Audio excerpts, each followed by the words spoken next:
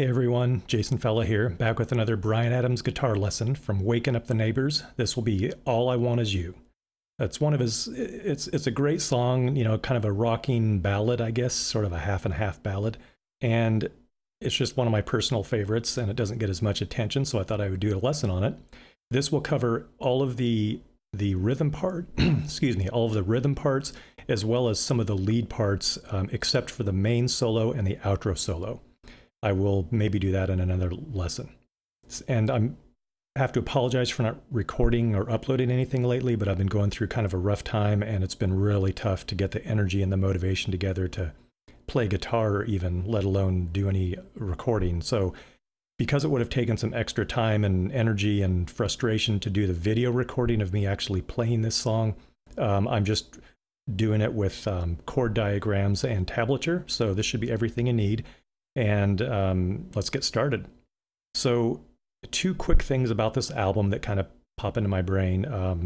As I said before, on this album, Bryan used mainly AC30, Vox AC30 amps, the non-treble boost kind, and also Marshall amps. And Bryan once said that this song was his answer to the song Pour Some Sugar on Me by Def Leppard, excuse me. So I think he was going for that same vibe here. It's a relatively simple song, but as Bryan has shown us many times, a song doesn't have to be overly complex in order to be entertaining and fun. So let's see what we got here.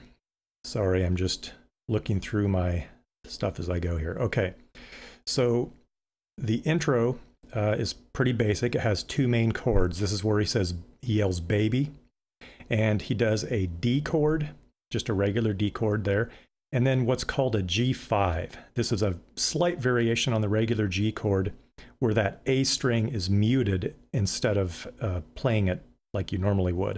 It just gives it kind of a tighter sound. Bryan tends to play it like this, but again, you could probably play a regular G chord here and it would sound perfectly fine. And then during the intro also, we have Keith Scott playing this very simple little lead riff that you can see there. It's pretty straightforward. And then that first verse, the instrument that you hear in the background is I'm sure it's an organ. It's a synthesizer or a keyboard or something. It's not a guitar. And it sounds like it has some maybe light flange or phaser effect going on with it. But when they play this live, they just tend to play that first part with guitar, and it would just be the standard D and G chords there.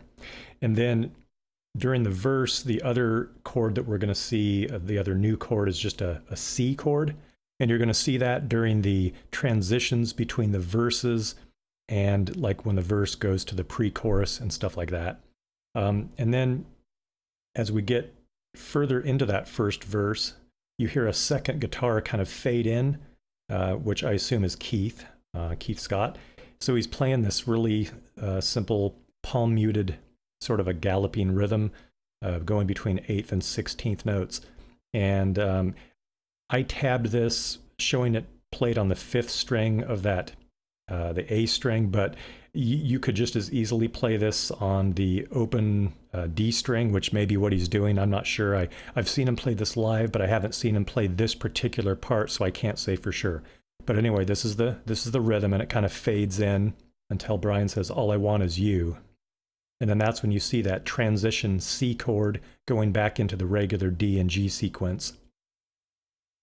And then as we get into the second verse, so of course between the verses we have that familiar lead, that short lead riff that Keith plays. Pretty straightforward there. Then for the verse, for the next verse, it's the same deal. It alternates between D and G with that C transition chord. But we also see Keith doing this very cool kind of a slight variation on the D and G chords, and it's a cool percussive type of riff. And you can see where he plays it on the last 3 strings there. And that gives it just some variation for that second verse, or third verse, whichever it is. And then that brings us to the pre-chorus. And then again, you'll have transitioned from the previous section with the C chord, and then you'll go into this The first one is what's called an A5, and it's just a variation on the A chord. Now, I can't say for sure that Bryan and Keith aren't playing a regular A chord here, but when you look at when you listen to the song, it really sounds like a more of a power chord to me. It sounds tighter and more focused. So you could just play it like I have here, or you could just play a regular A chord, which means that you would simply fret that B string and make it a regular A chord. So whatever you want to do. And then he alternates, this is the chord sequence. He alternates between a A5, a D, back to the A5 and D, then to the G5 again, D, A5, and then back to the G5. Okay, and then at various points during the song, you'll hear I think both guys, or at least one, do like a long slide down, I think, that low E string. And this is one spot where he does it, going from the pre-chorus into the chorus, where he says like, all I want is you. And they slide down on that before they hit the first chord of the chorus sequence. Now we have only one new chord here, and that's a B chord. Technically, it's what they would call a B5 because it's more of a power chord, but I just labeled it a B. Again, you could fret this normally. You could fret all 4 notes of the chord rather than just 3, but I think this does appear to be how they play this live. And then the chorus sequence, as you can see there, I have it labeled out D, B, G, A, D, etc. Okay, so pretty straightforward. And then there's kind of an interesting little interlude section where he starts saying like, if you don't need love, and all that, where there's no actual instruments playing except for Keith. And he's doing this interesting thing, a couple things going on here. Now, he's doing one or the other of these. You see me, I list 2 things. One where he's playing the 3rd fret of the top 2 strings, and then the other one where he's playing like a chord farther up on the neck. And what he's doing is he has his volume turned down, and he's plucking the strings initially, but you don't hear the initial attack, and then he's doing a volume swell. So that's one thing. And then the other is they're doing a pan effect here. I assume it's automated, where it's panning from side to side, which is kind of a cool effect. And then the other thing he's doing is he's depressing the whammy bar and kind of letting it back up. So you're going to have to play with that to get it to sound right, because I couldn't tab that exactly. I don't know exactly what he's doing. I haven't really attempted to reproduce that. So just play with that on your own there. And again, you can play either one of these ways. I'm not sure what he's doing there. So, and then there's another little riff that comes up where he says, let's see, it's where he says, it's gotta be. Remember, and then it's gotta be love or bust. And this is the little riff that he plays there that I think both guys play. A couple of palm muted A string notes, and then a regular A chord. And again, that may be an A5 chord, I don't know, but this one sounds more like a regular A chord to me. So, okay, and then we see that familiar lead riff again that Keith plays between the verses, but this time we see a second part to it. There's just a slight variation, and you can see that there. Nothing too complex about that. Now, yeah, and during this next verse, we see, along with the regular percussive riff that Keith plays, we also see, instead of the regular D, G chord sequence, we also see this little lead line, and it sounds like Bryan is playing it on the recording if we're going by where it's coming from in the audio spectrum.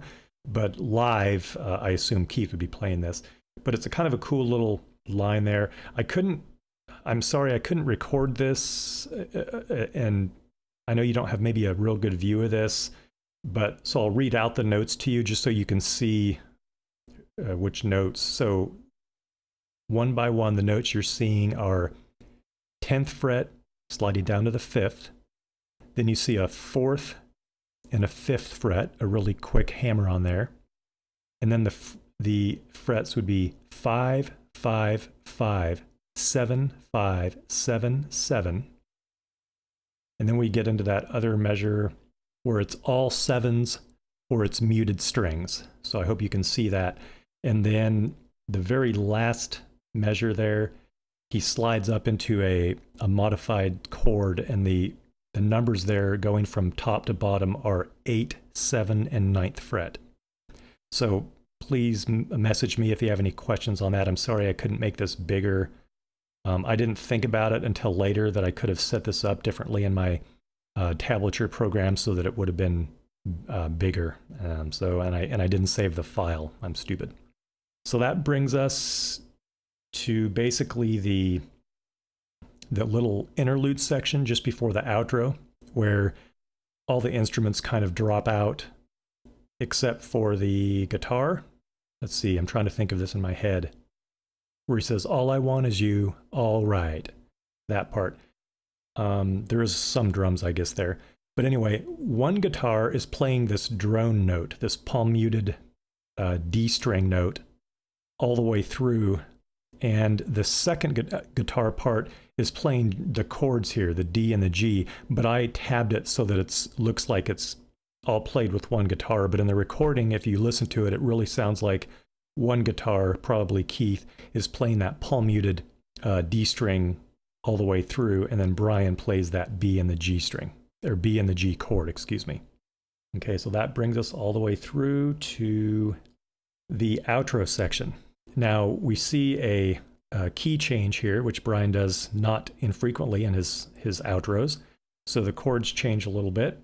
And I finally got smart, and instead of creating these chord diagrams, I just figured I would create the chord diagrams in my actual guitar software and just show you that. So you can see here we have, the E major chord, and then like the C sharp, the A5, and the B.